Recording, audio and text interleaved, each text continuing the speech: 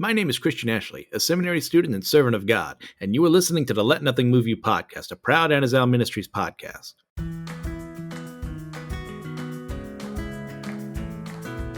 Welcome back, everyone, to the next episode of the Let Nothing Move You podcast. If you are wondering why this episode is a little bit late, well, technical issues on my end, not exactly sure what happened, but I recorded an episode on Exodus 1 and Exodus 2 that both of them, in that one recording, there is no recording of my voice.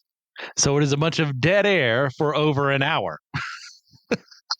So when Joshua was doing the editing for this, he kind of texted me and be like, hey, there's nothing going on your end. It's just a bunch of fuzzy sound. And so you can imagine my anguish at hearing that, because I already recorded for over an hour on 2 chapters. What am I going to do? Well, this is our audible. I am recording on 1 chapter of Exodus so that I am not speaking late into the night and bothering my neighbors in the dorms. So there's that. I will probably just do an episode. Yeah, I'll just do an episode on Exodus 1. I'll record again later on Exodus 2, and we'll move on from there. So apologies for that. I hate releasing episodes late, but it is what it is. It's not his fault. Whatever was on my end was just not working, and I thought it was working, but I guess not. So there's that. So announcements other than that. In that original episode I recorded, I also lost my notes. Because what I do when I make new documents, instead of being intelligent about it, I just cannibalize the old ones and then save as. So I keep the original file, hopefully, and then the next one, but I didn't do that. And instead I saved over my Exodus 1 to 2 file. So all I have are my notes for Exodus 3 and 4. So I have no notes in front of me. You're getting this off the cuff, me in the midst of my anguish. So there's that. So I apologize for me not having all the notes I wanted. I apologize for this not being Exodus 1 and 2 like I really wanted to do. But, I mean, when those curveballs get thrown your way, you better be ready to hit them. So there we are. Moving on from there, let's just get into this bad boy. We'll be in Exodus 1. But before we actually get into the chapter itself, let's discuss the book of Exodus. The name Exodus comes from the Greek word exodos. And exodos kind of means like a departure or a going out, which perfectly describes the Israelites leaving Egypt, as will happen in this book. Sorry, spoilers for what happens along the way. This is still part of the Pentateuch, the first 5 books of the Bible. The original Hebrew name for Exodus is actually called Names, and it comes from the first verse where it just lists, these are the names of the sons of Israel who came to Egypt with Jacob. A fun little factoid there.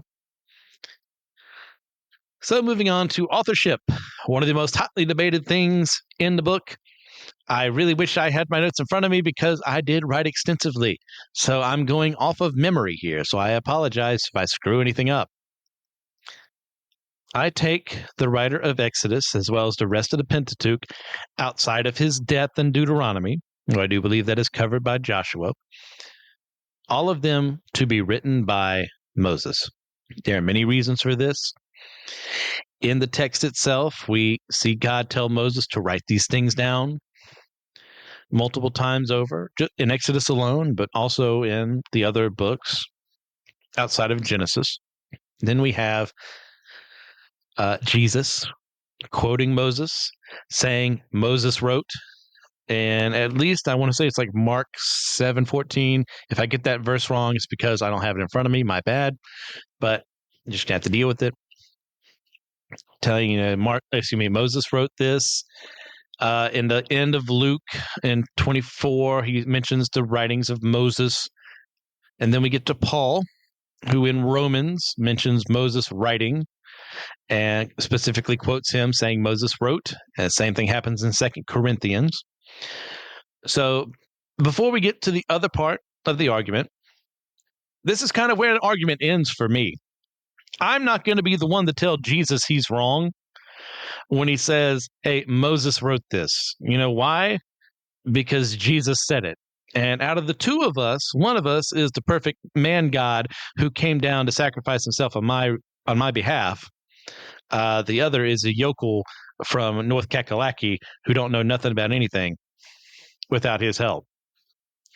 So that's kind of where an argument ends for me. But there are plenty of other scholars out there, most likely on your more liberal side of things, who have a huge disagreement with how the authorship of Moses for the Pentateuch has kind of been handled.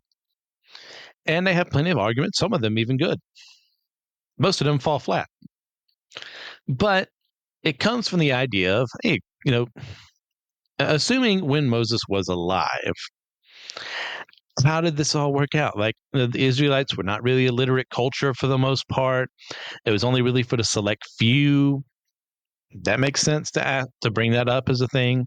Then you kind of come to the 19th century, if I'm remembering my dates right, which I really wish I had this in front of me again, but you're probably going to hear me complain about not having my notes more often, so just get used to it.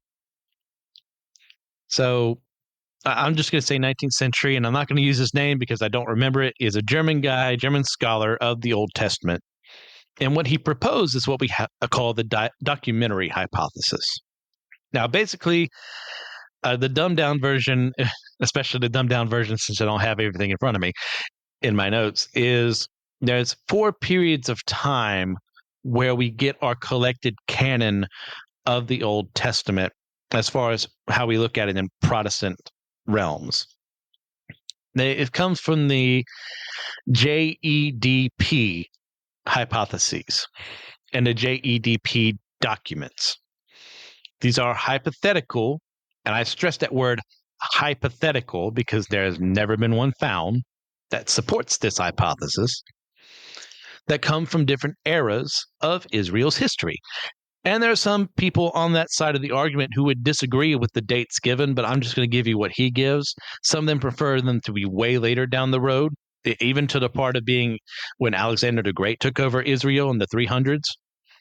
But the basic premise of it all is that you have your Yahwist, which is the J document, because sometimes they would use J for the Y in Yahweh so that they would not actually say Yahweh. That's where we get the Jehovah part from to an extent.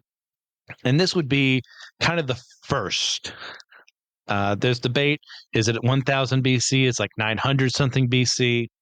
It's in a large range. And if you've been following the show, you know, hey, our concept of when things exactly happen in the history of Israel don't always match up where we want them to be or where we think they might be because we don't know, we weren't there. Now, this idea is continued in the Elohist document. This would be when you see, instead of Yahweh, you start seeing Elohim used more often in what they say this hypothetical text would have. This is more likely from your northern kingdom of Israel, if I remember my documents correctly. And this would have happened around the 800s BC. Then we move forward a little bit to the Deuteronomic document, which would be around the time of King Josiah, who, as part of the history in 2 Kings, we see him revitalize Israel, bring the law back into people's hands when it's found in the temple again. They thought it had been lost forever due to Judah having some really bad kings who didn't do what God had commanded of them. So they tried to get rid of the law, all that mess. So then there's those people say that's when everything was written down, outside of things that would be written later. Then you come to your final one, and that's the priestly document. This is the one where there are several people who say the Old Testament as we know it wasn't compiled until the return from Babylon in the 500s or the 450s AD. It can be BC, my bad. That'd be really bad if it happened then. And at this point in time, the people you would typically go and look at, say who's responsible for this, would be your Ezra and Nehemiahs, or maybe some unnamed scribe who's responsible for compiling everything together. Now, As mentioned before, this hypothesis falls apart because we don't have any of these. It also falls apart immensely in that the Israelite culture, the Hebrew culture, Jewish culture, was very orally based as far as their storytelling went. And they were right to say very few Israelites were literate back in when the time we think these documents were being written, were finally written down, outside of the original one done by Moses. But then again, they have something against him being the one to do that. I highly disagree with that because, once again, recall, the Israelites primarily would learn orally, would learn from their priests, teaching them from books that they would have and that they would have memorized from. So only the elite, only the literate would know and have access to those things. Your common man wouldn't. And it's much, much later when people started becoming a little more literate within Israeli history. So that's why I think their argument just falls flat. It's like, well, of course there were no documents we have saved. It's lucky we'd have gotten anything because it was just passed down orally. And the ones that they did have probably got lost in war or a devastation or a fire or what have you along the way. So they're just gone.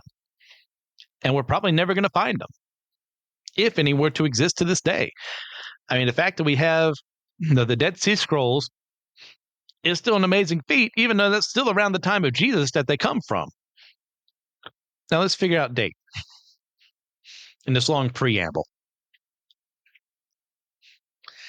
Yeah, sorry, I keep having to pause because I was not prepared to record. I was just eating my dinner, and when Joshua texted me, he's like, "Oh, I should probably get on that right now to get it to him as soon as possible."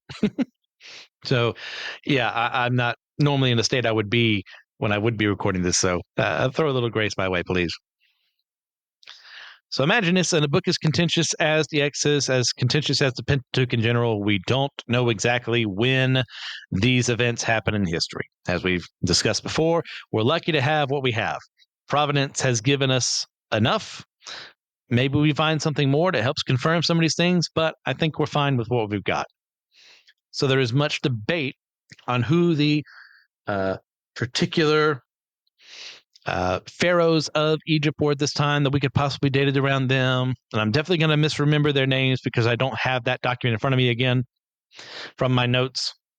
But there's the older pharaohs, which I'm remembering, if I'm remembering correctly, would have been Amenhotep. And who would the other one be? I can't remember off the top of my head. This would be around the 1440s BC, which is the date I typically take is when the Exodus actually took place. My reasons for that is like it gives enough time for some of the events we see later on in the Bible to happen, so that eventually when David rises to be king around 1000 BC, Solomon around near that time as well, we have a set history for Israel. So that's 400 some years for wandering through the desert and being established as a nation.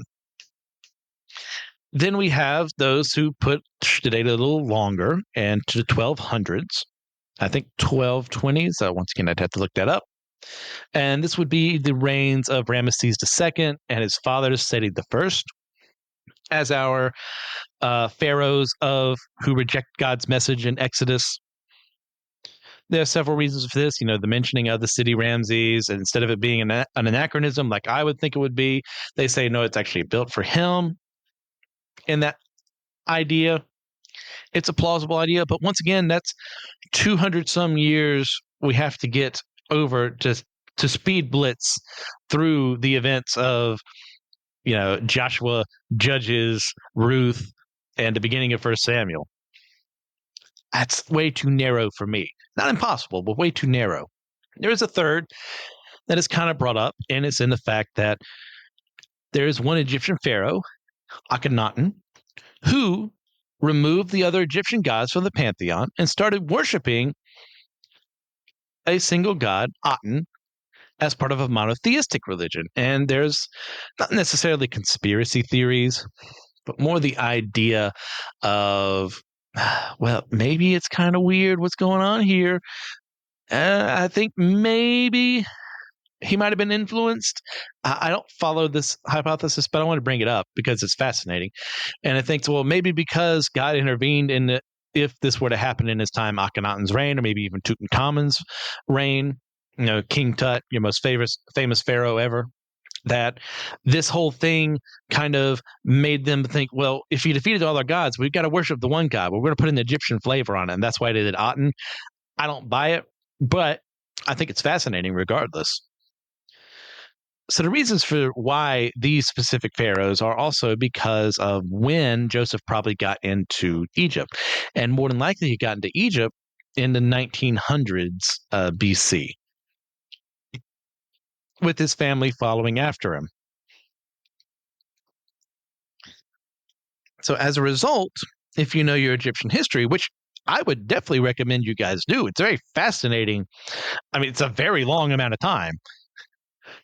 Just to, we're talking thousands of years here. And I definitely forget names and all that. I haven't retained everything I've learned. I've attempted to learn, but still, it's well worth your time and effort.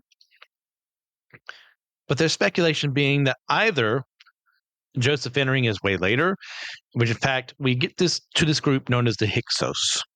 The Hyksos were a kind of Canaanite tribe who came from that region, started first as kind of mercenaries working with Rome, then betrayed them, invaded, took over what is Lower Egypt, which, if I'm remembering my map correctly, is actually Upper Egypt as far as we would point. And Upper Egypt is lower than Lower Egypt. It's because of the flow of the Nile. It flows north instead of the way other rivers typically do. So your Upper and Lower Egypt, switch where it is in your head, and you've got it right, I think. So Egypt was divided at that point in time. And the Hyksos, being from that area of Canaan, either saw the Israelites as being foreigners or were working with them because they were also from that same region. And when the Egyptians took back control, they either confirmed what the Hyksos were already doing and persecuting what looked like a threat to them, or they were persecuting someone that they thought might become a threat because they were likewise from that region of Canaan. That's why when we see that there's a Pharaoh who knows nothing of Joseph, that's where that comes from as like a potential point in history. Once again, we don't know for sure. It could be completely off base. We were probably going, okay, you've talked enough. Why don't we just get into this bad boy? And I kind of agree with you. So let's just go into Exodus 1, starting with verses 1 through 6. Oh, 7. Sorry, 1 through 7. I did that last time too. These are the names of the sons of Israel who came to Egypt with Jacob, each with his household: Reuben, Simeon, Levi, and Judah, Issachar, Zebulun, and Benjamin, Dan and Naphtali, Gad and Asher. All the descendants of Jacob were 70 persons. Joseph was already in Egypt. Then Joseph died, and all his brothers, and all that generation. But the people of Israel were fruitful and increased greatly. They multiplied and grew exceedingly strong, so that the land was filled with them. At this point, when Moses is writing this down, this is where the people kind of know most of what's going on. So they don't need the buildup for how we got here too much. But he still has to explain a little of the nuances here, reiterating some of the past. It's like, look, you're here because our forefathers came here and ended up becoming these 12 plus tribes. So they would know this is where you start. We started as just a group of about 70-some people. And now look at us. Look at how numerous we are. To the point that even when we were living in Egypt, we multiplied. They are fulfilling the command of God given from the very beginning of Genesis to be fruitful and multiply. And God is blessing them with their numbers. And that is an amazing thing. So we go from there to verses 8 through 14. Now there arose a new king over Egypt who did not know Joseph. And he said to his people, Behold, the people of Israel are too many and too mighty for us. Come, let us deal shrewdly with them, lest they multiply, and if war breaks out, they join our enemies and fight against us and escape from the land. Therefore they set taskmasters over them to afflict them with heavy burdens. They built for Pharaoh store cities, Pithom and Ramses. But the more they were oppressed, the more they multiplied, and the more they spread abroad. And the Egyptians were in dread of the people of Israel. So they ruthlessly made the people of Israel work as slaves and made their lives bitter with hard service in mortar and brick and in all kinds of work in the field. In all their work, they ruthlessly made them work as slaves. A new Pharaoh rises up, knows nothing of what Joseph has done for Egypt, knows nothing of the fact that the only reason they are still alive is because of his actions working alongside God. And he rejects these people because, despite the fact that they have been living there for 400 years, they are still seen as foreigners, as the other. And part of this is because, for the most part, it appears the Hebrews kept to themselves. There wasn't too much, cultural mixing. I mean, definitely there's some Egyptian heritage in some of the Israelites we will see later on. I mean, definitely, Joseph alone, his whole tribe, both of the tribes that come from him are because of a union between him and an Egyptian woman. But even after that much time within a land, they're still considered foreigners. All you have to do is look at the history of the Jews across the entire world for you to see the same thing happen on repeat in every nation they've been in except their own. As seen them as set apart, seen as people that you can't trust. I was like, what are they doing over there? They don't believe the same things we do. We should torture them. We should get them to convert for the wrong reasons rather than actually getting them to commit to Jesus. And there's plenty of cases just in Europe alone where that happens. It happens in Africa. It happened in the Middle East before the Muslims came around, and then they persecuted them as well, forced heavy taxes on them and any Christians as well. It just keeps happening over and over then for them. And of course it happens against them because they're God's people. They're being blessed immensely. Even when put under affliction, they are still blessed by God to continue growing in number. And you got to think from the Egyptian perspective, no wonder they don't like them. They're succeeding. And the world doesn't like it when someone succeeds and they're not succeeding. So they'll come after the people of God. They'll come after successful Christians. They'll come after the Jewish people when they see them thrive because they lust with the greed in their hearts for what they have, for the blessings that God gives them, but they're not willing to put in the work. They're not willing to humbly submit themselves to him to actually get what he's already offering his people. And this isn't some prosperity gospel thing, because look, hey, God is blessing them while they are suffering. You don't hear Joel Osteen say that. Number one, because he's a hack. I said it. And number two, because he doesn't believe in it. God is blessing them in suffering. You don't hear that from the pulpit very much, but it needs to be said. Even in the midst of hard labor that they have done nothing to deserve, by the way, we're no foreigners in the land because you don't want to work with them. You don't like them. You're jealous of them. So obviously that means our next step is to enslave them. No. The king has created a problem that didn't exist outside of his own mind. And this is the end result. Had he thought about this in a different way, had he actually reached out to them and say, look, like, hey, I noticed you guys are doing well. What can you teach us? What can we learn from you? This story doesn't happen. But it's also a good thing that doesn't happen because it forces the Israelites to eventually leave Egypt because this is not their home. This is just where they're staying. Canaan is where God wants them. But he's using this as the opportunity to grow them so that when they do come to conquer Canaan, they will be far mightier than if they had started all the way back with Joseph and his family, Jacob and his family. And we will get later on into the topic of slavery. I did in the last episode I recorded, but number one, I can't remember what I said. Number two, I don't have my notes. And number three, I'm just going to focus on it at a later date because I don't want this episode to go too long with just one chapter. So there's that. We'll go from there to verses 15 through 22. Then the king of Egypt said to the Hebrew midwives, one of whom was named Shiphrah and the other Puah, when you serve as midwife to the Hebrew women and see them on the birth stool, if it is a son, you shall kill him. But if it is a daughter, she shall live. But the midwives feared God and did not do as the king of Egypt commanded them, but let the male children live. So the king of Egypt called the midwives and said to them, why have you done this and let the male children live? The midwives said to Pharaoh, because the Hebrew women are not like the Egyptian women, for they are vigorous and give birth before the midwife comes to them. So God dealt well with the midwives, and the people multiplied and grew very strong. And because the midwives feared God, he gave them families. Then Pharaoh commanded all his people, every son that is born to the Hebrews you shall cast into the Nile, but you shall let every daughter live.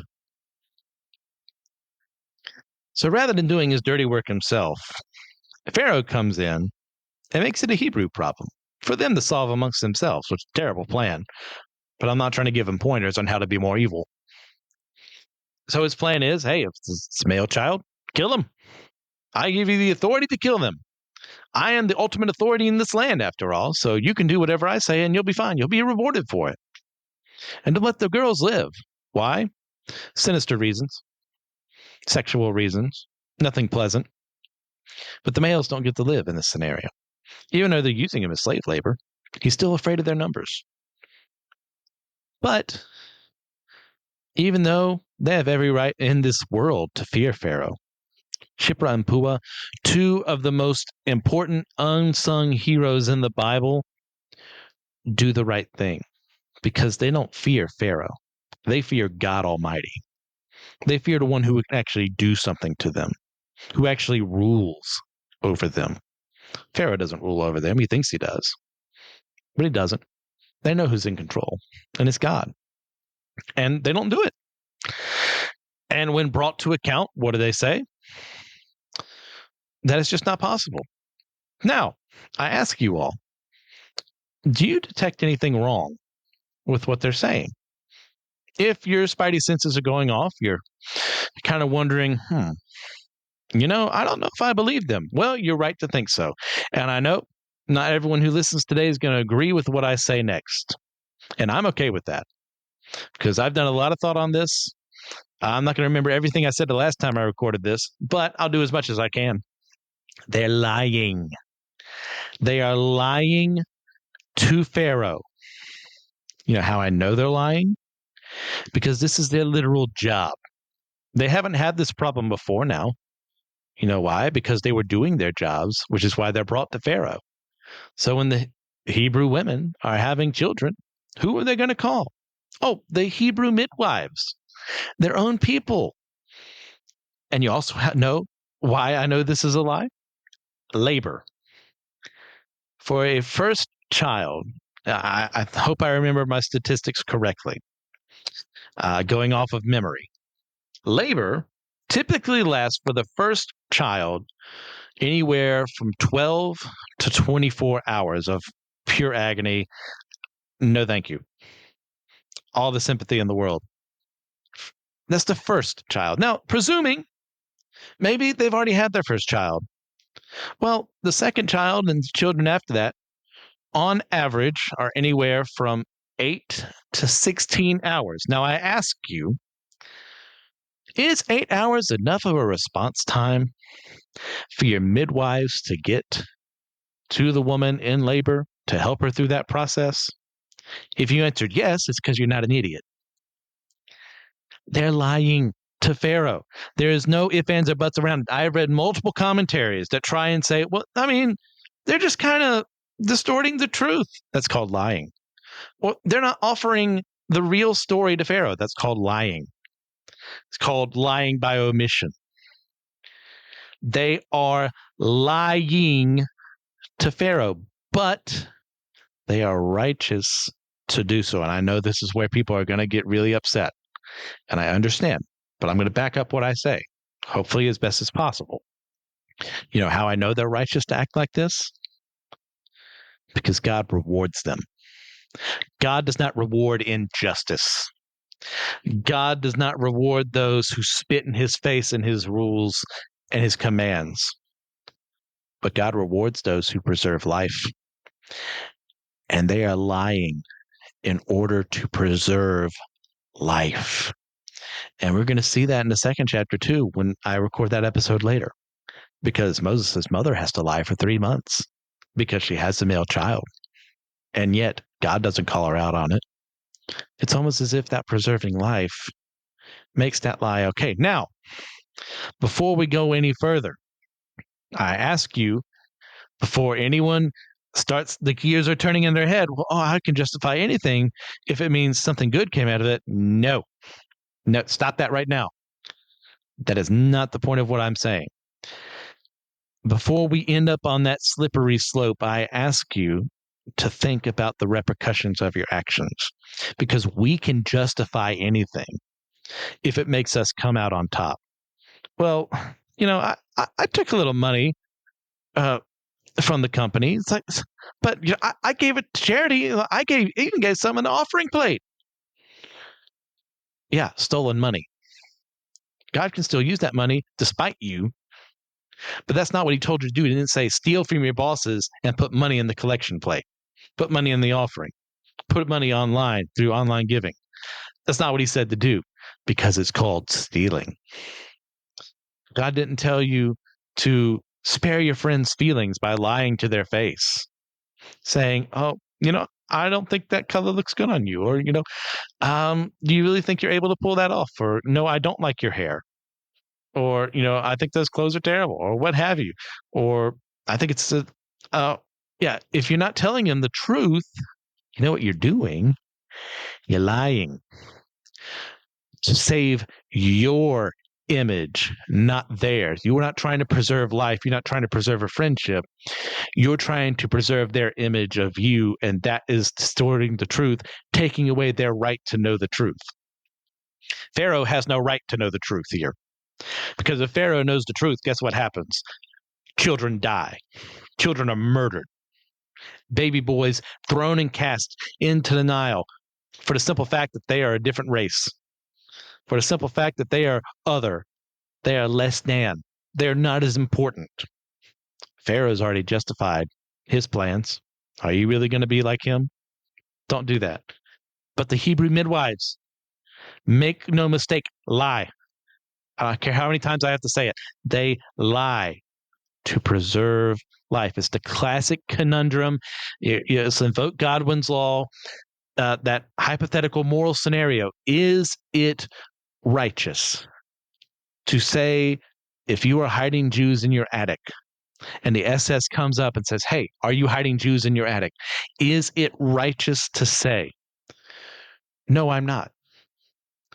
Well, let me tell you which one's righteous. One says, yes, I am. And you know what that means? You're in trouble, probably going to be put to death, and they're definitely going to be put to death. But one of those, if you tell them, no, I've got no one up there, it's just our family. One preserves life, the other does not. We're going to look at later on, forever from now in Joshua, and we're going to see Rahab, the Canaanite, lie to save the lives of the Israelite spies. And for that and her faith, she is rewarded with life. Not only her, but her entire family. There's the only part of the walls of Jericho that don't fall is where her house is, because God protected her for lying to save lives. Once again, do not get it in your head that, oh, well, I can just lie whenever I want if it means something good comes out of it. No. These are very specific scenarios. And in that same vein, I had something in my notes, but I don't really know how to transition from here. In that same vein, you have military strategy. Is it a lie for you to feign at Calais or Calais when you're actually going to land in Normandy? Is it a lie when you send a dead soldier to be found and washed up, I think, in Spain with false plans? No, it's called war. It's called deception. You don't want your enemy to know what you're doing. To tell them, hey, Hitler, by the way, we're going to be landing in Normandy. Here's the 6 beaches we're going to do it in. Hope to meet you there. Is foolish. All warfare is based on deception. The great Sun Tzu said that. That's not necessarily lying. That is preserving life. If you tell your enemy where you're going to be and you're there, you're an idiot. You deserve to die. If you make him think you're going to be elsewhere and you show up somewhere else, you're preserving life, preventing those people who are fighting a righteous cause from dying. And to a smaller extent, look at sports plays. I mean, is it lying when a football team runs a trick play? I mean, they're withholding the truth. They're deceiving you. You're playing a game. In the same way, you can't play Mafia or Werewolf or what have you. It's no fun if you're asked the question, are you part of the Mafia? Are you the werewolf? And you just flip your card over and say, yes, I am. Then you've ruined the entire premise of the game, which is figuring out who they are. That's not fun. Those are just smaller examples, but I'm telling you what I see here in this text is women lying to Pharaoh and being rewarded by God because of what they did. They feared God more than him. And part of that was based on deception. The only good form possible, the one that saves lives. So I hope you understand where I'm coming from there. I'm not trying to give you carte blanche to just lie whenever you want. I'll say it again. But think through it.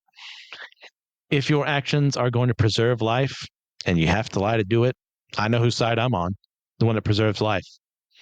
And the Hebrew women, the midwives there, preserve life.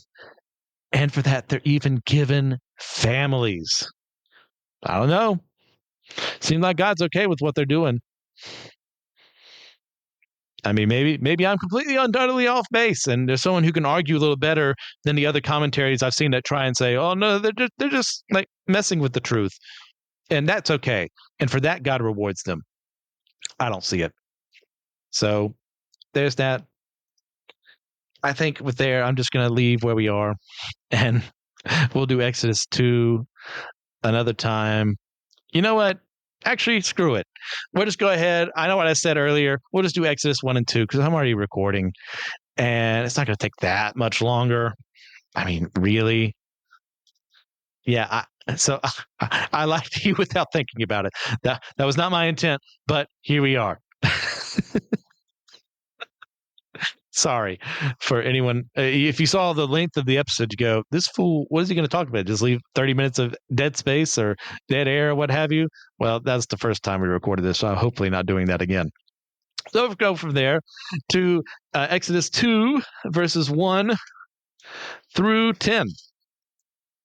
Now, a man from the house of Levi went and took as his wife a Levite woman. The woman conceived and bore a son, and when she saw that he was a fine child, she hid him 3 months. When she could hide him no longer, she took for him a basket made of bulrushes and daubed it with bitumen and pitch.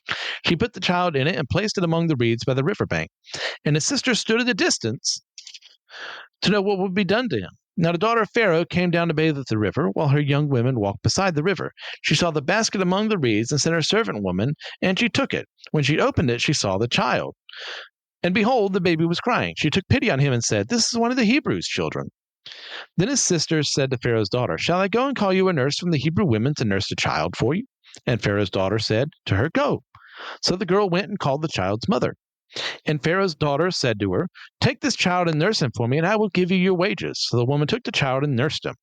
When the child grew older, she brought him to Pharaoh's daughter, and he became her son. She named him Moses because she said, I drew him out of the water. And Moses means in the original Hebrew to draw out.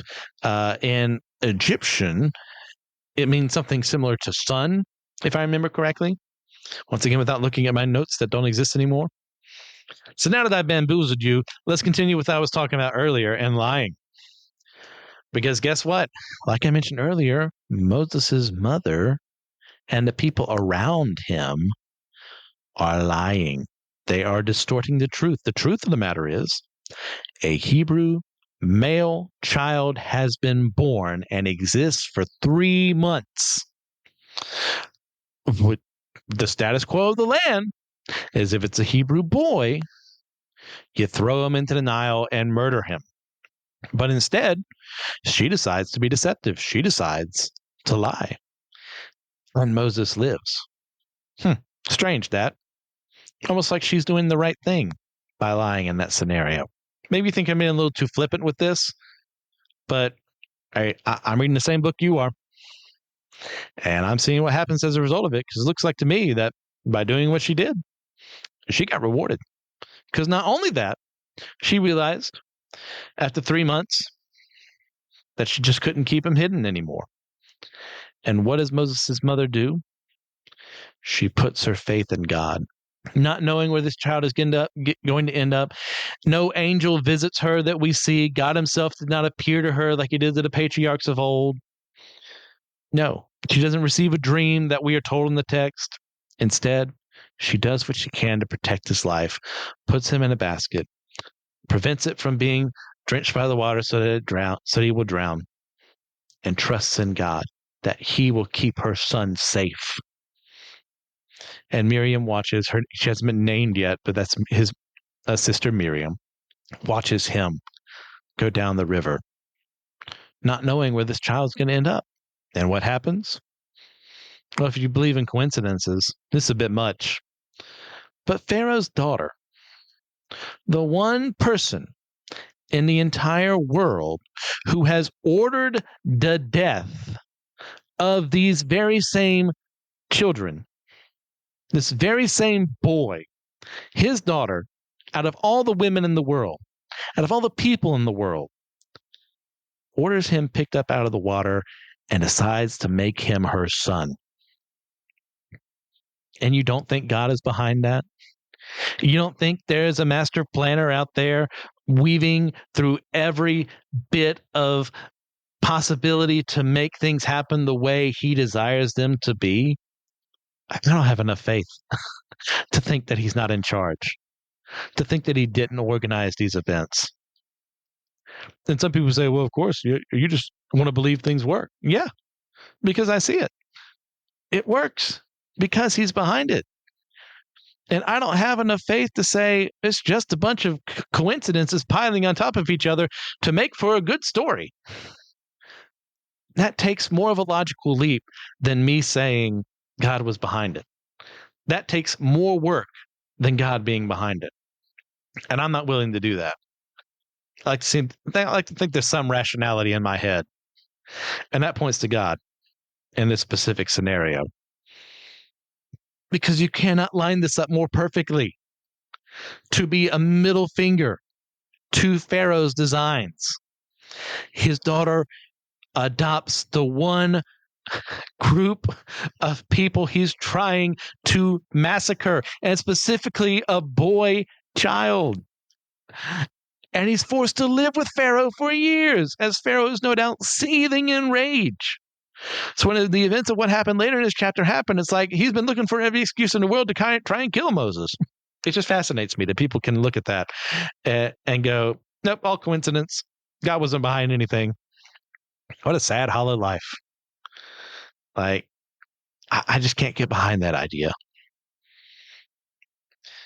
And at the end of this, oh, remember Moses' mother lying about his existence? Well, her reward for lying, her reward for attempting to preserve his life and trusting in faith, having faith in God, she gets to be with her baby boy for as long as he needs to be nursed. Quite some time.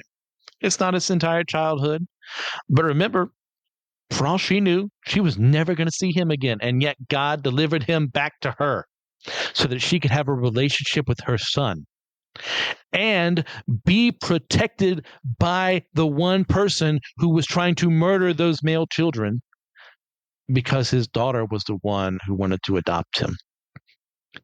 I love when the evil schemes of man blow up in their faces like this. And God is no doubt chuckling as he's watching this happen, seeing Pharaoh seethe with rage at being unable to do what he has desired to do and failing miserably to disrupt the plans of God, even in a God that Pharaoh doesn't believe in. So we'll move from there to verses 11 through 15. One day, when Moses had grown up, he went out to his people and looked on their burdens, and he saw an Egyptian beating a Hebrew, one of his people. He looked this way and that, and seeing no one, he struck down the Egyptian and hid him in the sand. When he went out the next day, behold, two Hebrews were struggling together. And he said to the man in the wrong, "Why do you strike your companion?" He answered, "Who made you a prince and a judge over us? Do you mean to kill me as you killed the Egyptian?" Then Moses was afraid and thought, "Surely the thing is known." When Pharaoh heard of it, he sought to kill Moses, but Moses fled from Pharaoh and stayed in the land of Midian, and he sat down by a well. Now, ultra huge time jump here, time skip for my anime fans out there of what just happened here. Some accounts even put this as 40 some years in between verses. I kind of tend to agree with that, given what we see later on, but I'm not going to say it for sure. Moses grows up and Much like Jesus' story, we really don't get too much of what happens in between. But this Moses grows up out of poverty, in richness, one who lives in delicacy while his people are suffering. And he knows who he is. He knows he's a Hebrew. There's got to be some inner turmoil in him. Wondering, why me? Why am I like this? Why am I pampered in this resolve and in this way while they're suffering under slavery? So, seeing one of his fellow people being beaten, he wants to do something about it. Now, that initial thought is not bad. Moses' follow through is what makes it evil. Because as you may notice, he saw the Egyptian beating a Hebrew. And what does he do? He looks one way, then the other, and in his view, seeing no one, murders a man. There is no way around this. There is no finagling here to being, ultimately, Moses' actions were righteous. No, this is cold-blooded murder. This is calculated murder. This would get him sent to prison even now for his actions. This is no self-defense. This is no defending someone else. This is Moses seeing an opportunity and taking it. And you know how I know it's murder? He hid him in the sand. He looked for opportunities not to be seen. He covered up his crime because he knows it's a crime. But God saw.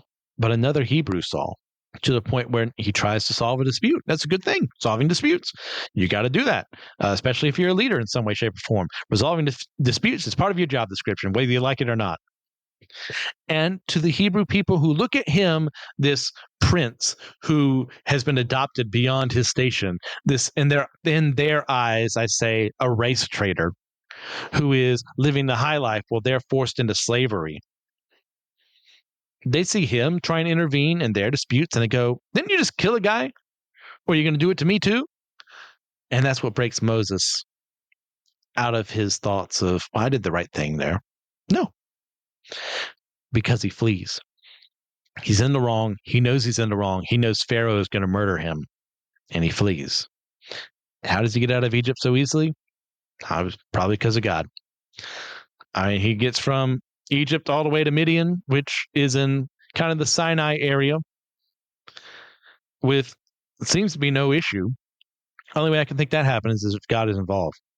It allows him to escape from a country that's probably on high alert looking for him. But God is not protecting him because Moses is a murderer. God is protecting Moses because Moses is going to do things beyond that. And he's going to save people. And he's going to be better than the young man who murdered the Egyptian taskmaster. Now, that taskmaster, that slave master, is he a righteous man? Well, I said the word slave master. What do you think? Doesn't mean his murder is ethical. It doesn't mean his murder is good or righteous. And Moses knew that because he covered it up. And he tried not to be seen. And we'll go from there to finish off for good this time, I swear, verses 16 through 25, and we'll be done with this episode.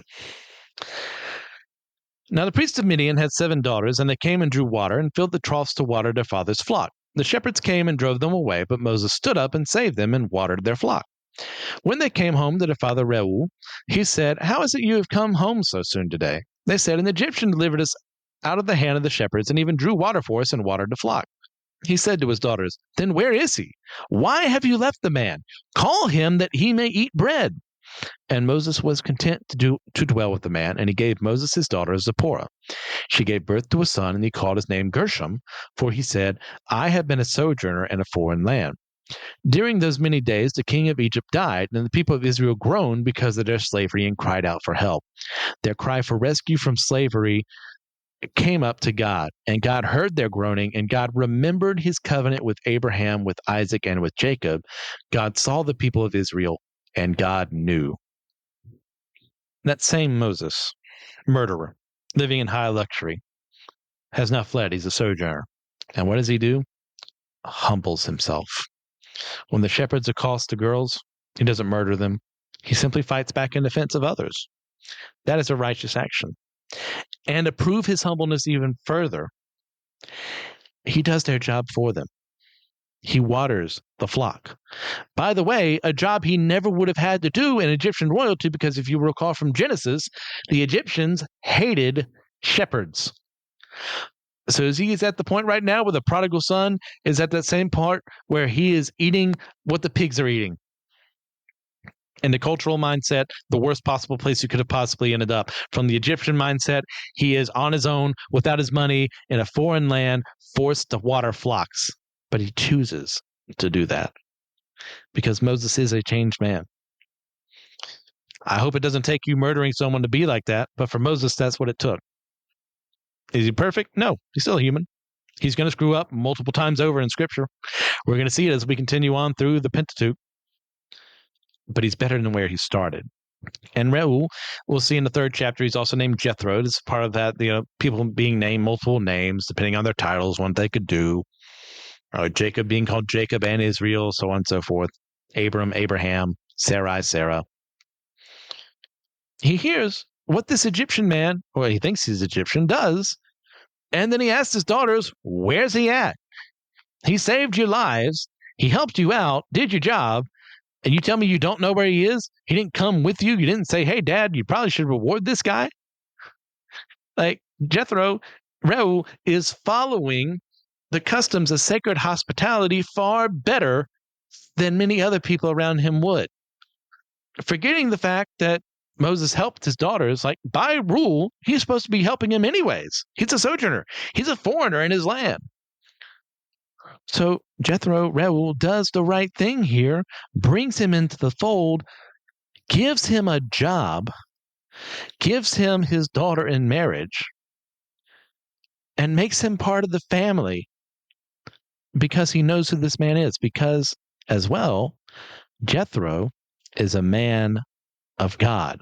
One of the few people from the tribe of Midian, Abraham's descendant, if you remember from Genesis 25, if I remember correctly, who still follows God as Abraham commanded. You really think that's a coincidence too? That of all the Midianites in this area, of all the places Moses could have fled to, he could have gone down to the Sudan. He could have gone towards Libya. He could have gone to a different Egyptian city. He could have gone past this place to Canaan. He could have gotten on a boat and fled up to Greece. But no, probably a key at that point in time.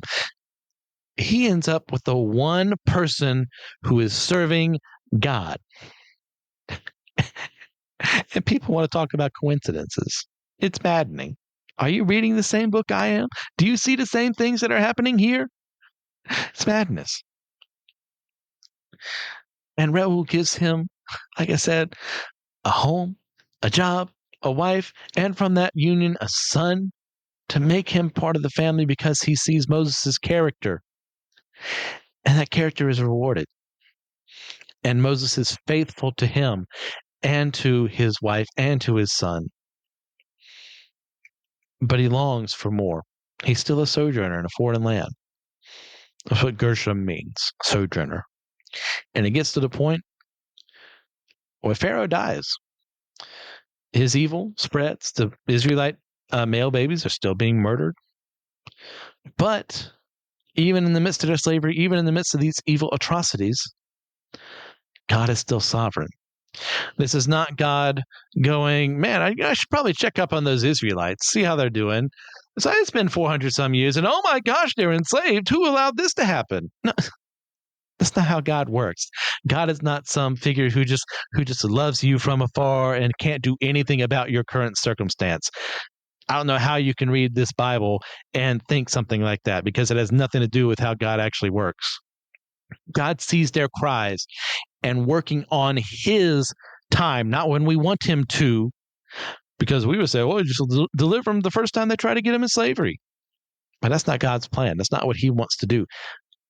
God allows them to suffer for a time so they remember who he is, so that they follow and worship him, and they brings them to the point of leaving this land behind for Canaan. They're not doing that if they're living in the lap of luxury. No, God forced them into slavery through Egypt. God forced Joseph into slavery in Egypt. And look what happened as a result of that. Good things. The evil things that Pharaoh intends, God is working for good. And once again, it's not when we see God remembered, if you recall from Genesis 8, I think, so God remembered Noah. He's like go, oh man, well, let's check up on how Noah's doing. I haven't really paid attention to him. What are the Israelites doing? I haven't really paid attention to him. No, it's not that remembering. That's the anthropomorphic us bringing a description of him that we can barely understand his actual motivations and character of how we can put that into words. Is him going, okay, it's time. The plan is going to be happening right now. And he enacts it. And Israel is going to be saved. So there you go. Uh, thank you for sticking with me on my second recording of this without my notes in both Exodus 1 and 2. Thank you for following along. Had a lot of fun with this one. Please get a chance to leave a 5-star review on your podcasting platform of choice. Help us with the ratings. Thank you as well to everyone who started listening to the Why I Don't Like podcast. I have done tremendous numbers on it and YouTube. Even without Apple Podcasts still not approving it. I'm still amazed. I do way better numbers on that one episode than I've ever done for Let Nothing Move You. Not as a slight against Let Nothing Move You, but that's still astonishing to me. So thank you guys. Just like, subscribe, follow, and continue to rate that as well. If you'd like, if you're interested in my fiction writing, you can find my works at starvariantoskill.com or on Amazon by searching for the name MC Ashley. If you're interested in some further solid studies into the Bible and its teachings, then check out the other members of the Anazao Ministries podcasting network. You can contact me at letnothingmoveypodcast@gmail.com. I'd like to spend a special thank you to Joshua Noel for the editing that he does and for the music he has for the podcast and for letting me know how screwed up that last audio file was, so I'm not just waiting, whoa, where's the episode? Well, it's because it doesn't exist. Thanks for wasting an hour of my time, Zencaster. Looking forward to that advertisement in a little bit. And with all that in mind, God bless you in accordance to his will and not mine. And allow me one more time to remind you, let nothing move you.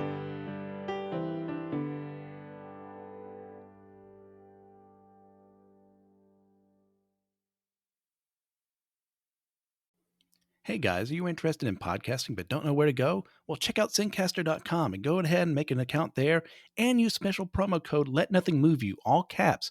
That way you can get 30% off of your next deal to go ahead and set things up so you can figure out how to edit stuff using Zencaster.com to host your stuff, to get things done there. So check out Zencaster.com, use special promo code Let Nothing Move You. All right, see ya.